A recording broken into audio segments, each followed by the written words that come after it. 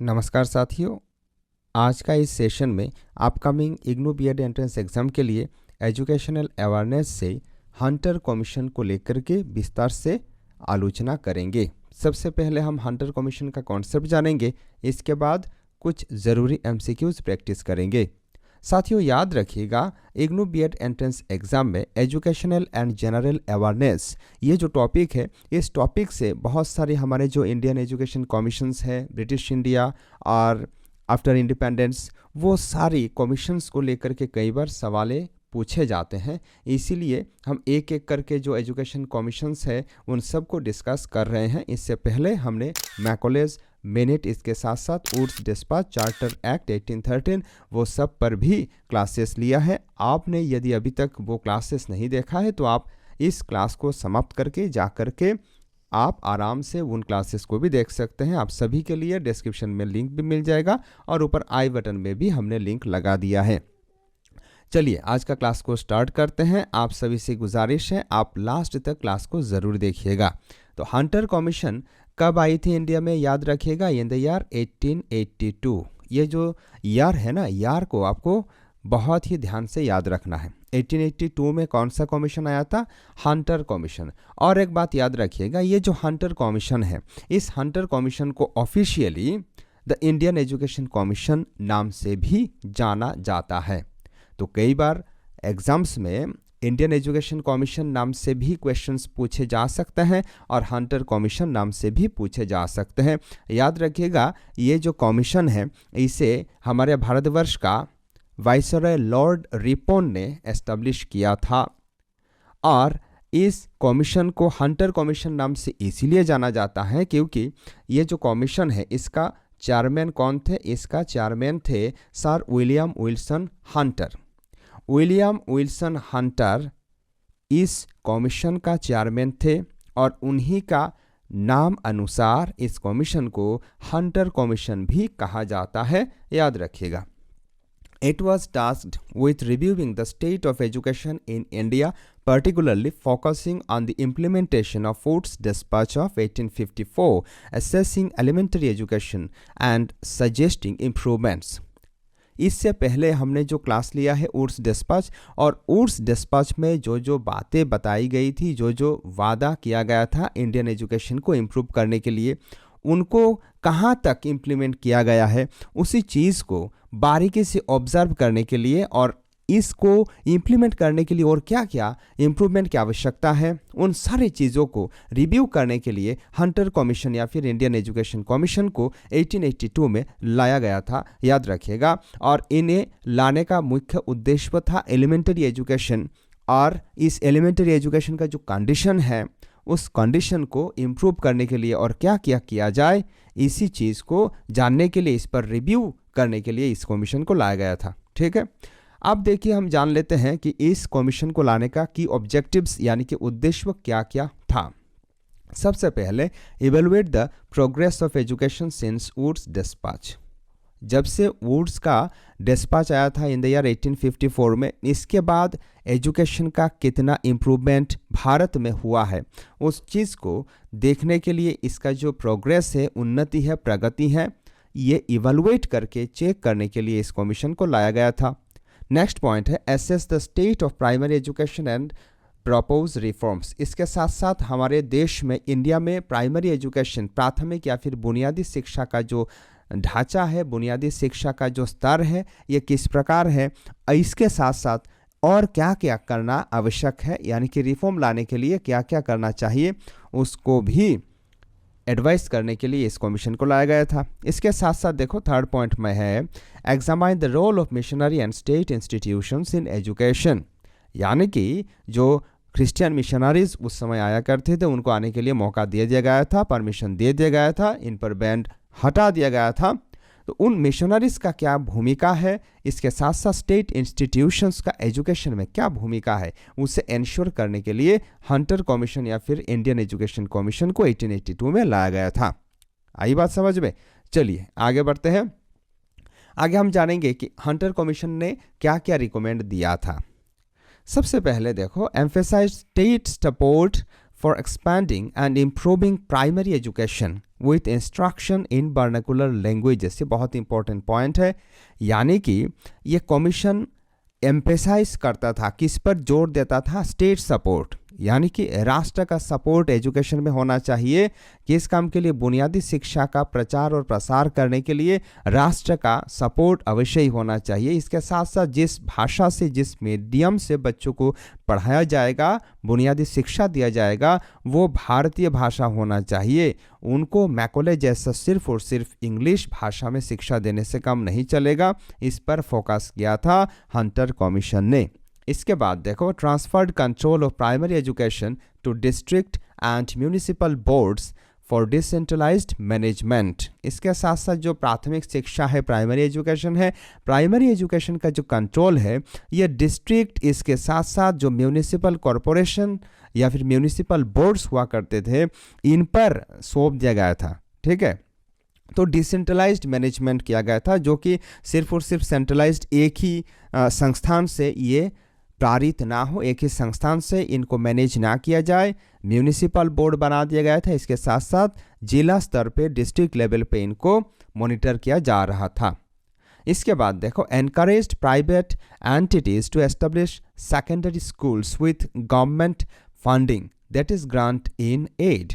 तो grants in aid वाला system, यानी कि प्राइवेट जो भी ओनर से जो भी स्कूल बनाना चाहते हैं, प्राइवेट स्कूल्स खोलना चाहते हैं, खास करके सेकेंडरी स्कूल्स जो भी बनाना चाहते हैं, वो सरकार से फंडिंग लेकर के स्कूल बना सकते हैं। इस पर बल दिया गया था इस कमीशन द्वारा। इसके बाद देखो, advocated for model government schools in each district to guide private institutions. इसके साथ साथ जो प्राइवेट इंस्टीट्यूशंस खोले जाएंगे, जो प्राइवेट इंस्टीट्यूशंस बनाएंगे, उन प्राइवेट इंस्टीट्यूशंस को रिकमेंड करने के लिए क्या क्या किया जाए, क्या क्या नहीं किया जाए, यानी कि गाइड करने के लिए मॉडल गवर्नमेंट स्कूल्स भी हर एक जिले में, हर एक डिस्ट्रिक्ट में बनाने का बात इस कमीशन ने रिकमेंड किया था। Next point, diversified secondary school curricular into academic and vocational streams. इसके बाद जो सेकेंडरी स्कूल का जो करिकुला है, यानी कि सेकेंडरी स्कूल में, विद्यालयों में जो पढ़ाया जाएगा, इनको खास करके एकेडमिक और वोकेशनल, ये दो भागों में, दो स्ट्रीम्स में बांटने का जो बात है, इसे भी इस कमीशन ने कहा था, रिकमेंड किया था। इसके बाद देखो, अंतिम point, highlighted the need to improve female education and facilities for disadvantaged groups like Muslims और अदर SC ST MOBCs। हालांकि उस समय यह सब कॉन्सेप्ट नहीं हुआ करता था। आजकल ये सब जितना हम एडवांस हो रहे हैं ना, ये सब कॉन्सेप्ट एक एक करके बढ़ता जा रहा है। ठीक है, तो जो पिछड़े वर्ग है और महिलाएं हैं, उनका शिक्षा बहुत ही ज़रूरी है। इस चीज़ को इस कमीशन ने रियलाइज़ किया था, और महिला शिक्षा, इसके साथ साथ जो पिछड़े वर्ग के लोग हैं उनको भी शिक्षित करने का बात इस कमीशन ने रिकमेंड किया। आई बात समझ में? तो यह है मोटा मोटा हंटर कमीशन का रिकमेंडेशंस। हंटर कमीशन का उद्देश्य क्या था, ये सब हमने जान लिया है। अब चलिए बहुत ही सुंदर पिक्टोरियल प्रेजेंटेशन के माध्यम से हम फिर से थोड़ा और बारीकी से समझने का प्रयास करेंगे। ज़्यादा देर नहीं लगाएंगे, बहुत सिंपली हम समझने का प्रयास करेंगे। तो 1882 में जो हंटर कमीशन आया था, इसका ये blueprint for mass education in India.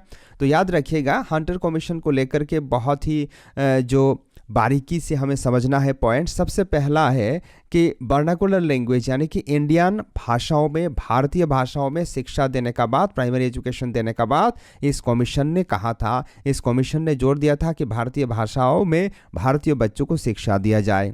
और ये कमीशन ना तो सिर्फ और सिर्फ प्राइमरी एजुकेशन पर रिकमेंडेशंस दिए, इस कमीशन ने सब कुछ, यानी कि primary, secondary, higher secondary, higher education, सबको रिकमेंडेशन दिया। सबको किस प्रकार और बेहतर बनाया जा सकता है, इस पर बात किया। इसके साथ साथ देखो, जो मैनेजमेंट है इसको लोकल बॉडीज़ में भी डिस्ट्रीब्यूट करने का बात इस कमीशन ने कहा। इसके बाद देखो, प्रैक्टिकल लोकलाइज्ड करिकुलम, जो करिकुलम होगा वो लिटरेचर पढ़ने वाले जो स्टूडेंट होंगे, यानी कि जो एकेडमिक फील्ड में और आगे बढ़ना चाहेंगे, उनका एक स्ट्रीम रहेगा, और जो वोकेशनल फील्ड में आगे बढ़ना चाहेंगे, यानी कि जो कैरियर ओरिएंटेड कोर्सेज करना चाहेंगे, उनके लिए अलग रहेगा।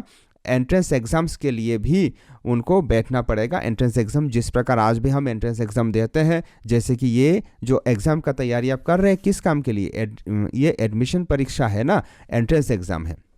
इसके साथ साथ देखो सेकेंडरी एंड इंस्टीट्यूशनल शिफ्ट्स, जो ड्यूअल स्ट्रीम सेकेंडरी लर्निंग, ये जो मैंने जो कहा था लिटरेरी या फिर एकेडमिक स्ट्रीम में जो जाना चाहते हैं उनका रास्ता अलग। इसके साथ साथ जो वोकेशनल कोर्स में आना चाहते हैं, प्रैक्टिकल कोर्स में जो आना चाहते हैं उनका स्ट्रीम अलग। ठीक है, इसके साथ साथ इस कमीशन ने ये सपोर्ट करने का बात कहा था कि स्टेट सपोर्ट करेगा शिक्षा को। इसके साथ साथ इन्होंने प्राइवेट स्कूल्स खोलने के लिए भी लोगों को उत्साह देने का कार्य किया था ताकि सरकार उनको मदद करेंगे। ठीक है, इसके साथ साथ देखो फीमेल एजुकेशन और माइनॉरिटी इंक्लूशन या फिर जो पिछड़े और जो स्पेशली एससीज मुस्लिम्स है उनको भी शिक्षा देने का बात, महिलाओं को शिक्षा देने का बात इस कमीशन ने किया था। ठीक है, तो ये मोटा मोटा है इस कमीशन का लेखा जोखा। ठीक है, चलिए और थोड़ा हमने कुछ स्लाइड्स यहाँ क्रिएट किया है, आप देख सकते हैं। इनका आप स्क्रीनशॉट लेकर के बहुत ही शानदार तरीके से आप देख सकते हैं। ठीक है, तो याद रखिएगा ये एक ऐसा कमीशन है जो कि एक लैंडमार्क के रूप में ब्रिटिश इंडियन स्कूल्स को ऑब्जर्व करने के लिए फरवरी का 3 तारीख को और 1882 में अपॉइंट किया गया था। खास करके 1854 का जो वुड्स डिस्पैच है ये कहाँ तक प्रैक्टिकली इम्प्लीमेंट हुआ है या नहीं, इसे जांच करने के लिए, चेक करने के लिए। ठीक है, इसके बाद यहाँ आप देख सकते हैं मैग्ना कार्टा ऑफ 1854। तो 1854 का जो वुड डिस्पैच है इसे क्या कहा जाता है, Magna carta of Indian education या फिर Magna carta of Indian English education, कई बार इसे कहा जाता है। ठीक है, और मैकॉले ने जिस प्रकार सिर्फ और सिर्फ एक छोटा समूह में शिक्षा देने की बात कहा था जिसे कि डाउनवर्ड फिल्ट्रेशन थ्योरी कहा जाता है, लेकिन ये जो मैग्ना कार्टा यानी कि वुड डिस्पैच और ये वाला जो पॉलिसी हंटर कमीशन है, इन कमीशंस ने लेकिन मास एजुकेशन पर बल दिया। ठीक है, आगे बढ़ते हैं। यहाँ आप देख सकते हैं डिसेंट्रलाइजेशन एंड रिफॉर्म, यानी कि जो भी प्राइवेट एंटरप्राइजेस होंगे, प्राइवेट इंस्टीट्यूशंस होंगे, उनको भी सरकार मदद करेगी। इसके साथ साथ जो लोकल सेल्फ गवर्नमेंट है, लोकल बॉडीज़ को भी पावर दिया जाएगा, क्षमता दिया जाएगा। इसके साथ साथ प्राइवेट मिशनरी स्कूल्स को बढ़ावा देने की बात इन्होंने कहा था इस कमीशन के माध्यम से। और प्राइमरी एजुकेशन को क्या किया जाएगा, नेग्लेक्ट नहीं किया जाएगा, प्राइमरी एजुकेशन मातृभाषा में दिया जाएगा, इस पर भी इन्होंने बल दिया था। ठीक है, इसके बाद देखो the composition of the inquiry, यहाँ आप देख सकते हैं सर विलियम विल्सन हंटर, जिनके नाम से इस कमीशन का नाम पड़ा बाद में। ठीक है, तो ये कुछ इस प्रकार इन्होंने जो रिकमेंडेशन किया था, decentralising primary education, central state government, transfer of management and funding. तो ये सेंट्रल गवर्नमेंट से क्या होगा, फंडिंग आएगा। फंडिंग आने के बाद ये जो फंडिंग है इसको ये डिस्ट्रीब्यूट करके देंगे। पिक्टोरियल प्रेजेंटेशन ये हमने बनाया है। डिस्ट्रिक्ट बोर्ड्स रूरल एरियाज़ के लिए और म्यूनिसिपल बोर्ड्स अर्बन एरियाज़ के लिए जो फंड आएगा सेंट्रल गवर्नमेंट से वो डिस्ट्रीब्यूट किया जाएगा, ताकि जो प्राइमरी एजुकेशन है ये और शानदार तरीके से क्या किया जा सके, इम्प्लीमेंट किया जा सके। ठीक है, इसके बाद नेक्स्ट स्लाइड में आप देख सकते हैं वर्नाकुलर शिफ्ट, यानी कि पहले जो सिर्फ और सिर्फ इंग्लिश लैंग्वेज पर तवज्जो देने का बात कहा गया था, अब वर्नाकुलर एंड मदर टंग यानी कि बच्चों का जो मातृभाषा है, मातृभाषा में बच्चों को शिक्षा देने का बात कहा गया था। खास करके उस समय का पाठशालास, मदरसास, मकतब्स हुआ करती थी, उनमें मातृभाषा में शिक्षा देने का बात इस कमीशन ने किया। ठीक है, चलिए आगे बढ़ते हैं। यहाँ आप देख सकते हैं खास करके यहाँ ये जो सिस्टम है ये एक है लिटरेरी स्ट्रीम, यानी कि जो बच्चे लिटरेरी स्ट्रीम देना चाहेंगे हाई स्कूल एंट्रेंस एग्ज़ाम में इनको बैठना पड़ेगा। पास होने के बाद जो बच्चे लोग स्टूडेंट्स क्या करेंगे, एकेडमिक सेशन में जाएंगे, एकेडमिक स्ट्रीम को लेकर के जाएंगे, तो ये जाकर के क्या करेंगे, लिटरेचर एंड साइंस पढ़ सकेंगे। और जो बच्चे वोकल या फिर जो वोकेशनल कोर्सेस होंगे, वोकेशनल कोर्सेस होंगे, वो स्किल ओरिएंटेड टेक्निकल्स जो कोर्सेस है उनको करना चाहेंगे, उनको और एक स्ट्रीम में उनको एडमिट किया जाएगा। ठीक है, तो ये दो रास्ता, एक एकेडमिक और एक प्रोफेशनल। ठीक है, इस पर भी इन्होंने बल दिया था। और हालांकि आज भी जो एजुकेशन सिस्टम इंडिया में है वो कहीं ना कहीं इस प्रकार है। ठीक है, यहाँ जो हमने जो बात किया था, जो एकेडमिक और वोकेशनल स्ट्रीम। ठीक है, इसके बाद ग्रांट्स इन एड इकोसिस्टम, यानी कि एक इकोसिस्टम बनाने का बात उस समय गवर्नमेंट ट्रेजरी यानी कि सरकारी खजाना फाइनेंशियल ग्रांट्स के माध्यम से कहा जाएगा, इंस्टीट्यूशंस में जाएगा। तो इंस्टीट्यूशंस क्या होना चाहिए, इंस्टीट्यूशंस में कोई धार्मिक जो बातें हैं, धार्मिक जो चर्चा है, धार्मिक शिक्षा नहीं होनी चाहिए इसमें, प्राइवेट हो या फिर मिशनरी स्कूल्स हो, इनमें क्या होना चाहिए, इनमें सेकुलर स्टैंडर्ड्स चेक किया जाएगा, इसके बाद ग्रांट दिया जाएगा, ठीक है, सरकारी मदद दिया जाएगा। ये बात इन्होंने कहा था। हालांकि प्रैक्टिकली वो सब उतना पालन नहीं कर रहे थे, ठीक है, ये सिर्फ और सिर्फ कागजी बातें, हवाई बातें हम इस प्रकार कह सकते हैं। इन्होंने एम्फेसिस किया, बहुत जोर दिया वुमेन एजुकेशन पर, ठीक है, लेकिन प्रैक्टिकली वो उतना सब नहीं हुआ। इसके साथ साथ जो टीचिंग कैडर है, यानी कि जो पढ़ाने वाले हैं, यानी कि टीचर है, टीचर का जो टीचिंग स्टैंडर्ड है उसको इम्प्रूव करने के लिए भी इन्होंने बल दिया, और इसके साथ साथ इन्होंने टीचर ट्रेनिंग पर बल दिया और टीचर ट्रेनिंग इंस्टीट्यूट्स भी खोले, ठीक है। आज भी बहुत सारे नॉर्मल स्कूल मौजूद हैं जिन पर टीचर ट्रेनिंग हुआ करती थी, ठीक है। इसके बाद ये देखो, इसका ये क्रिटिसिज्म आ गया है। एम्बिशन तो बहुत अच्छा इसमें दिखाया गया था, लेकिन रियलिटी बड़ा ही अलग था, उतना प्रॉपर तरीके से फंडिंग भी नहीं आ रही थी। इसके साथ साथ उन टीचरों को ये देखिए उस समय ज़्यादा तवज्जो दिया जा रहा था जो कि विदेशों से पढ़कर आए हैं, ठीक है, खास करके यूरोपियन एजुकेटेड जो व्यक्ति हैं उनको ये लोग ज़्यादा तवज्जो दे रहे थे। इंडियन, हालांकि वर्नाकुलर जो देशी भाषा है, देशी भाषा को लेकर के इनका भी जो रवैया है ये क्लियर था, ये सुस्पष्ट था, लेकिन फिर भी यूरोपियन जो शिक्षित व्यक्ति है उनको ज़्यादा ये तवज्जो दे रहे थे, ठीक है।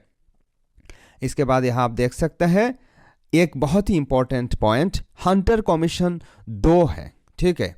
2 हंटर कमीशन हमारे देश में लाया गया था। हालांकि ये बहुत पुरानी परंपरा रही हमारे देश की, कुछ भी होता है अभी 8 पे कमीशन, ठीक है, तो कुछ इस प्रकार कुछ घटना होता है तो उसमें क्या किया जाता है, सरकार एक कमेटी बना देती है, जांच कमेटी, ये कमेटी जांच करेंगे, बाद में कुछ नहीं होता है, बाबा जी का ठुल्लू मिलता है। तो कुछ इस प्रकार देखो 1882 में जो हंटर कमीशन बनाया गया था, वो हंटर कमीशन का चेयरमैन कौन थे, William Wilson Hunter. Educational reform करने के लिए इस कमीशन को बनाया गया था। और 1919 में जब जालियनवाला बाग का जो मैसाकर है, जो हत्याकांड है, मर्डर है, वो हुआ था 1919 में जालियनवाला बाग में, जो कि William Hunter, Lord William Hunter के उस समय अंडर पे ये सब हुआ था घटना, उस पर भी जांच करने के लिए, ठीक है, इंक्वायरी करने के लिए कि किसके कहने पर क्या हुआ है, झूठ मूठ, हालांकि झूठ मूठ सब काम किया है, लेकिन इन्होंने क्या किया था, 1919 में भी एक हंटर कमीशन बनाया था, ठीक है। तो हंटर कमीशन 2 है, लेकिन 1882 वाला हंटर कमीशन एजुकेशन रिफॉर्म करने के लिए बनाया गया था, और 1919 वाला Hunter commission Jallianwala Bagh inquiry, Jallianwala Bagh में जो 1919 में मर्डर हुआ था, मैसाकर हुआ था, उसको रिव्यू करने के लिए, उस पर इंक्वायरी करने के लिए बनाया गया था, ठीक है। तो दोनों जो हंटर कमीशन से इनका जो गैप है ये लगभग 40 सालों का गैप है, ठीक है, याद रखिएगा, ये एक इंपॉर्टेंट फैक्ट जो कि बताना बहुत ज़रूरी है। इसके बाद ये देखो ए शिफ्ट इन गवर्नेंस, इसके बाद डिसेंट्रलाइजेशन का दौर पड़ा, हाँ, तो मैनेजमेंट क्या हुआ, डिस्ट्रिक्ट बोर्ड्स के हाथों में आ गई, सरकारी विद्यालयों का। इसके साथ साथ मास एक्सेस, सभी लोगों को यहाँ वर्नाकुलर एनरोलमेंट, यानी कि जो इंडियन है, देशी लोग हैं, स्थानीय लोग हैं, स्थानीय लोगों को स्थानीय भाषा में शिक्षा देना प्रारंभ कर दिए। इसके साथ साथ प्राइवेट स्कूल्स का ग्रोथ उस समय से स्टार्ट हो चुका था, ठीक है। जो प्राइवेट स्कूल ये जो सेकुलर स्टैंडर्ड मेंटेन करने में सक्षम हो जाते थे उनको सरकार मदद करती थी। कौन सरकार, इंडिया में उस समय कौन थे, ईस्ट इंडिया कंपनी वाला सरकार, ब्रिटिशर्स, ठीक है। इसके बाद देखो 1904 में इंडियन यूनिवर्सिटीज एक्ट आया, इसी जो हंटर कमीशन है इसके बाद वो वाला कानून आया, 1902 में आया था, माफ कीजिएगा, ठीक है। तो नेक्स्ट वीडियो में हम 1902 वाला जो इंडियन यूनिवर्सिटीज कमीशन है उसको लेकर के बात करेंगे। अभी चलिए हम स्टार्ट करते हैं कुछ ज़रूरी MCQs।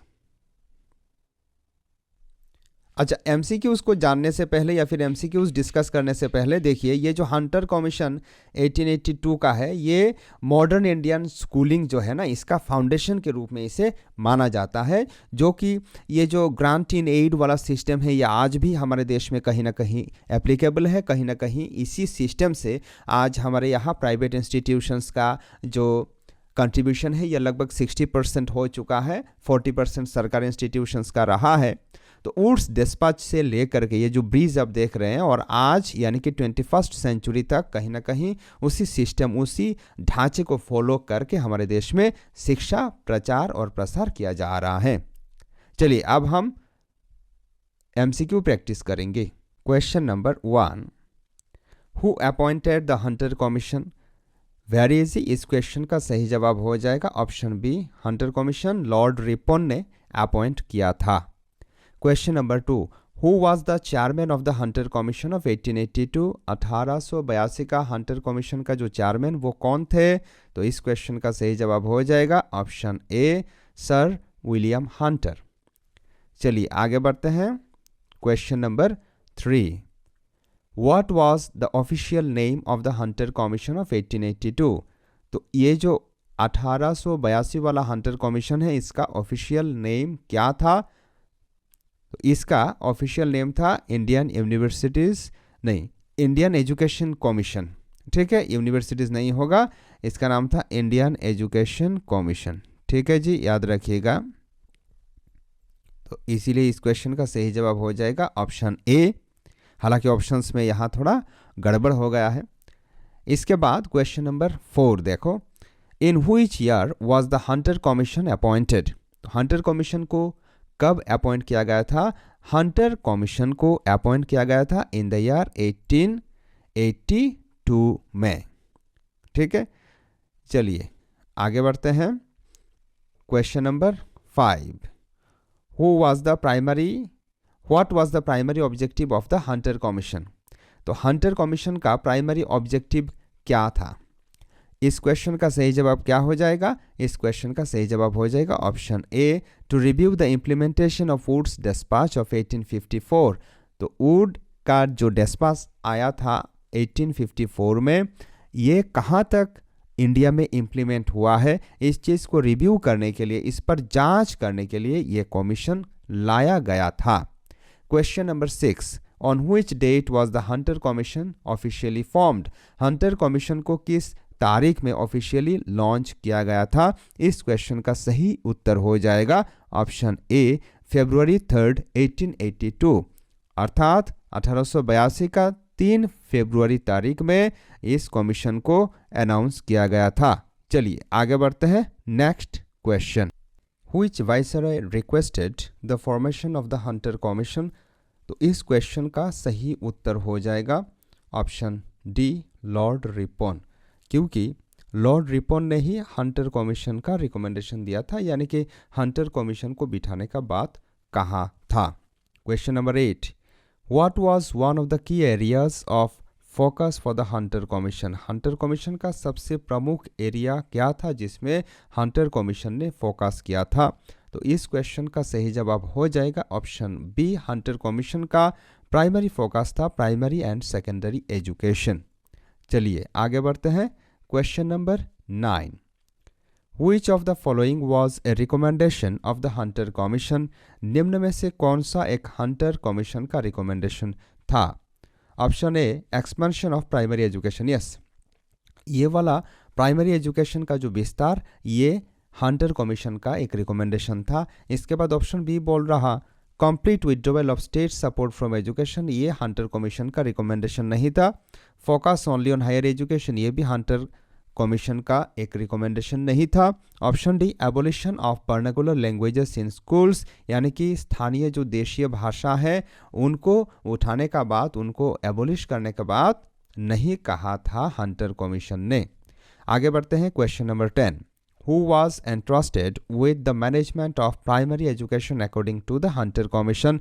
हंटर कमीशन के अनुसार प्राइमरी शिक्षा, बुनियादी शिक्षा के लिए किसे ट्रस्ट किया गया था, यानी कि किस पर दायित्व सौंपा गया था? इस क्वेश्चन का सही जवाब हो जाएगा option B, district and municipal boards. Municipal boards और डिस्ट्रिक्ट को ये दायित्व सौंपा गया था, पावर का डिसेंट्रलाइजेशन किया गया था।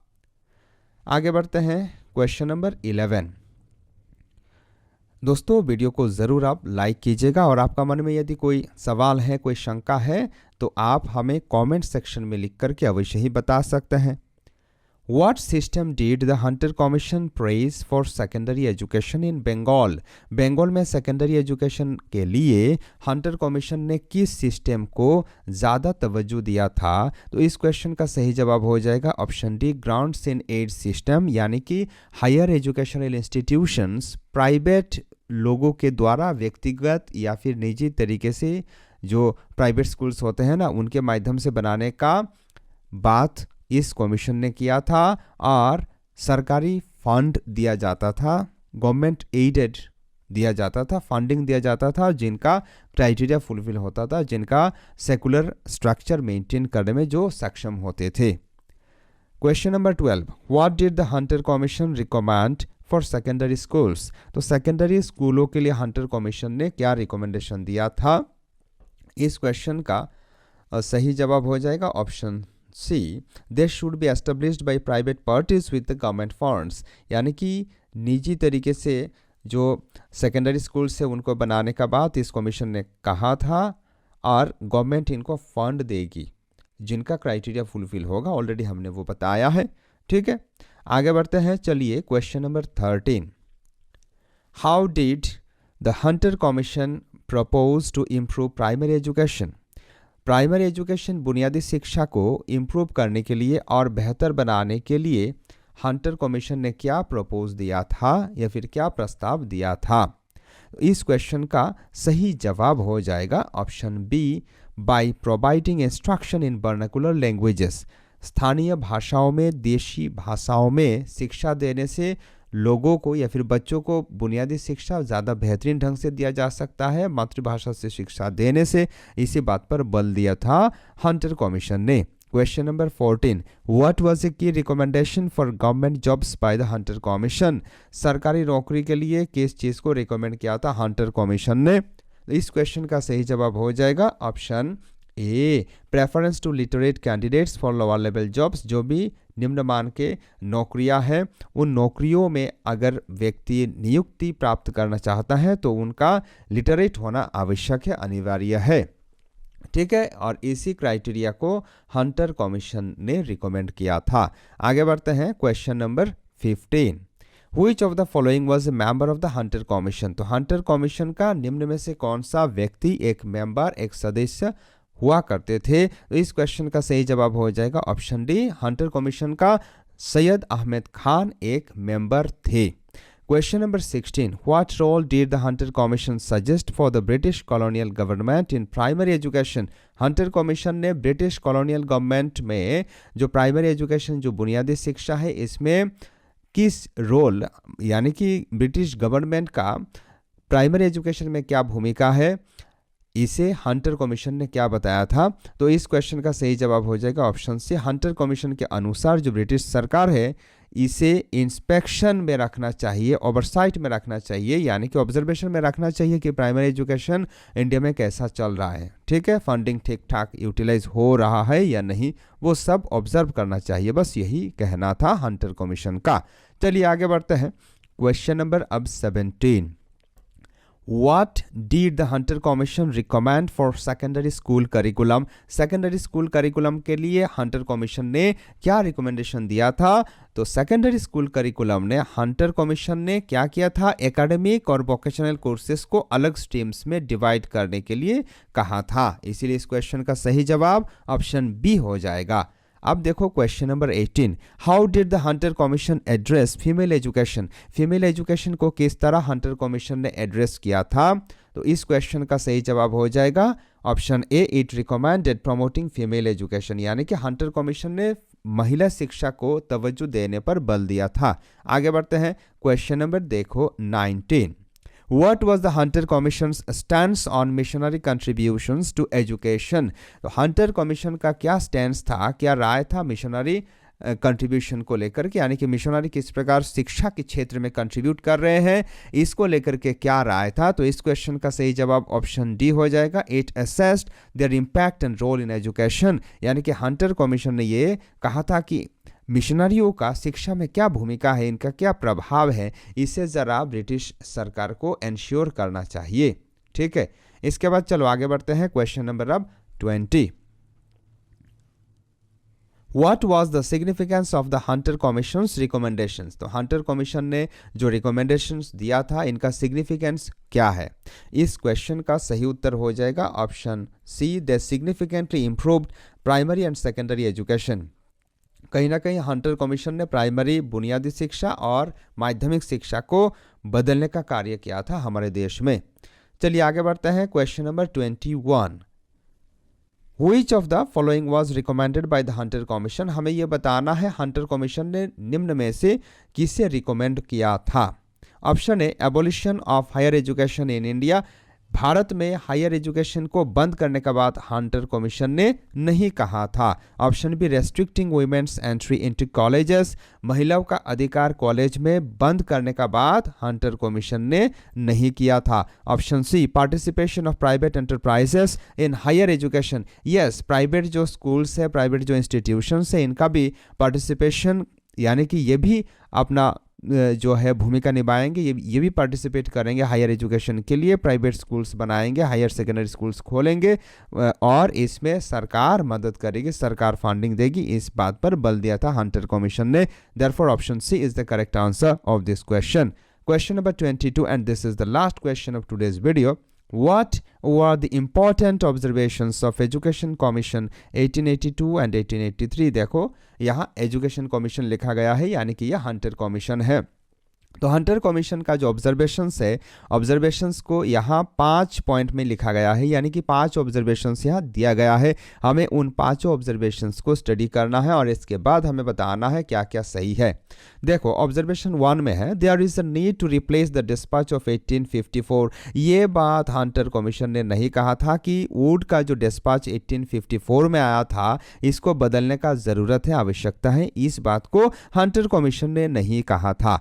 स्टेटमेंट 2 में क्या है, देखो it is necessary to refashion the general working of Indian universities. भारतीय विश्वविद्यालय जैसे कि नालंदा, तक्षशिला, ये जिस प्रकार कार्य कर रहे हैं उनको फिर से रिफैशन करना चाहिए, फिर से इनको रीडिज़ाइन करना चाहिए। ये बात भी हंटर कमीशन ने नहीं किया था। ठीक है।